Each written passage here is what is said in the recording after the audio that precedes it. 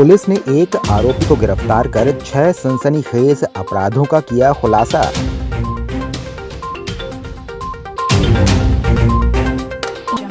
वारासिवनी के तुमड़ी टोला के कासनाले में मिला बाघ का शव।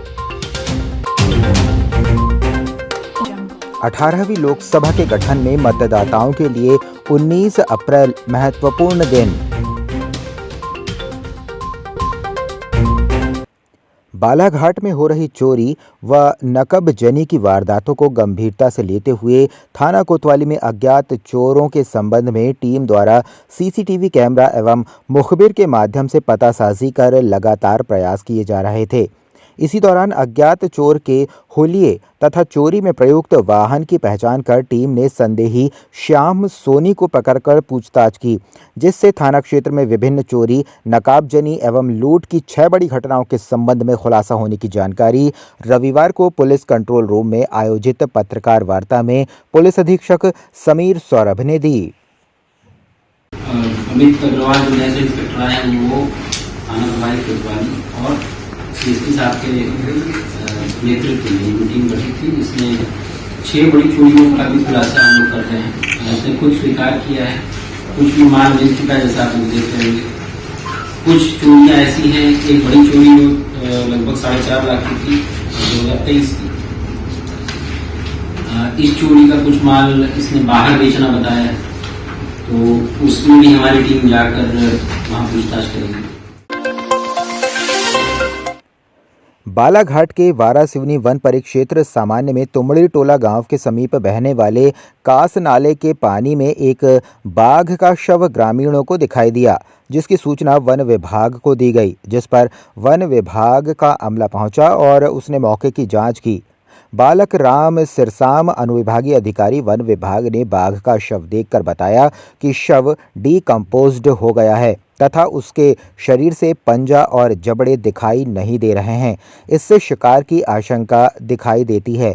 बाघ का शव लगभग 5 दिन पुराना लगता है कि बाघ की मौत बिजली के करंट से हुई होगी। एसडीओ सिरसाम ने बताया कि डॉग स्क्वाड मौके पर पहुंच गया है तथा जांच की जा रही है। इसके बाद ही वास्तविकता का पता चल पाएगा। हमारा राष्ट्रीय प्राणी और दुर्लभ प्राणी टाइगर, तो सौभाग्य से हमारे क्षेत्र में है और मुझे घर में बैठा था, मैं लोगों से मिल रहा था, जैसी खबर आई कि टाइगर की डेथ हो गई है, मैं तुरंत सब काम छोड़ के यहाँ पहुंचा। और चूंकि मैं खुद वन प्रेमी हूँ, मुझे जैसे पता था कि सावक शेर का बच्चा मर गया, काफी दुख हुआ। और जब समझ में आ रहे हैं आने के बाद इसमें कहीं ना कहीं लापरवाही है वो विभाग की है। सावंगी के क्षेत्र में आता है, तुमड़ी टोला गांव है। हाँ। उसके किनारे चंदन नदी जो बहती है, हाँ। वहाँ पर है ये टाइगर की। हमें तो जहाँ तक लग रहा है नेचुरल डेथ नहीं है। अब इसके पीछे क्या कारण होगा ये तो जांच के बाद ही पता चल पाएगा, लेकिन संभव तो नेचुरल डेथ नहीं लग रही। और ये लगभग बॉडी भी जो टाइगर की है और शेष जो है ये 4 से 5 दिन पुराने लग रहे हैं।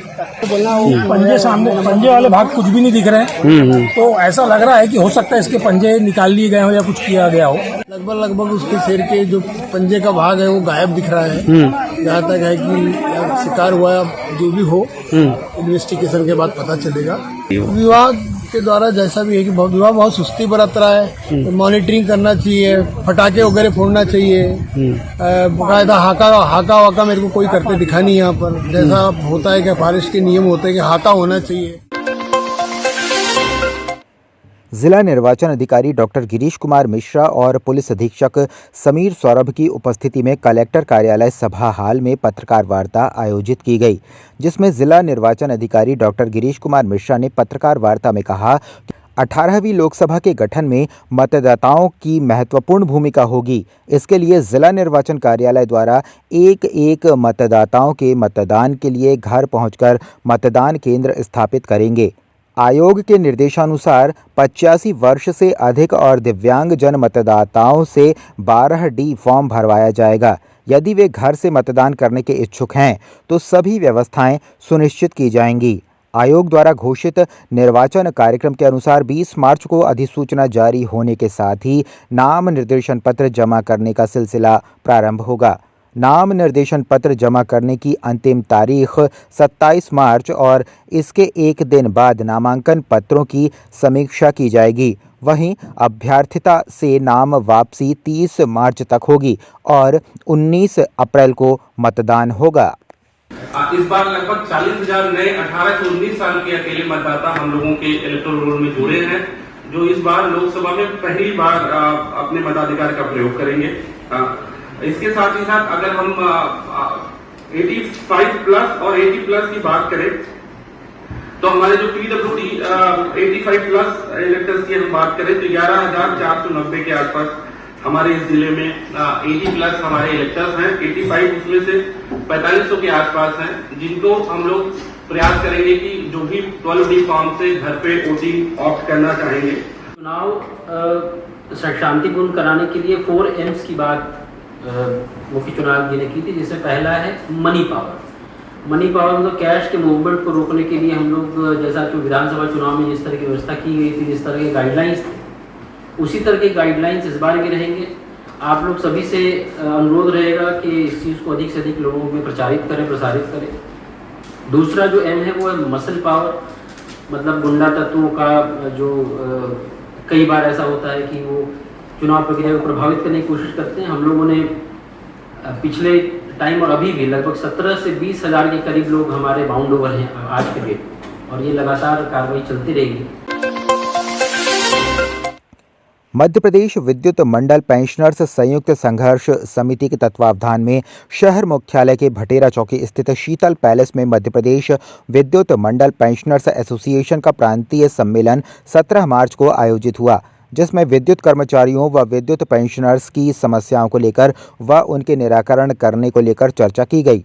कार्यक्रम में प्रांतीय स्तर के पदाधिकारी सहित जिले के विद्युत मंडल पेंशनर्स एसोसिएशन के पदाधिकारी व पेंशनर्स बड़ी संख्या में मौजूद रहे। इस सम्मेलन में विद्युत पेंशनर्स की 9 सूत्रीय लंबित मांगों के निराकरण करने को लेकर मुख्यमंत्री से चर्चा करने व विद्युत कर्मचारियों की समस्याओं को लेकर चर्चा की गई। हमारी प्रांतीय सम्मेलन यहाँ बालाघाट में आयोजित हुआ है, इसमें हम सभी लोग भाग लेने यहाँ आए हुए हैं। हमारी जो विभिन्न बिंदु हैं पे हमारी शासन से चर्चाएं हो रही हैं और 2 बैठकें हमारी विगत ऊर्जा मंत्री और माननीय ऊर्जा सचिव महोदय से हो चुकी हैं, जिनके सकारात्मक परिणाम हमारे सामने आना शुरू हो गए हैं। और भी जो चर्चाएं होंगी, हमारी समस्याएं हैं, हम आचार संहिता के बाद शासन के संज्ञान में लाएंगे और हमारी उनके समस्या को निराकरण कराने का पूरा प्रयास करेंगे। आज का कार्यक्रम हमारा 4-5 सालों से कार्यक्रम होना था, किसी कारणवश नहीं हो पा रहा था, तो हम लोग बैठ के तय किया कि आज 17 मार्च को अपना पेंशनर एसोसिएशन का सम्मेलन करवाएं, जिसमें हमारे प्रदेश के प्रतिनिधि कोने से पधारे, जिले के हमारे पेंशनर साथी, महिला पेंशनर्स पधारे हुए हैं।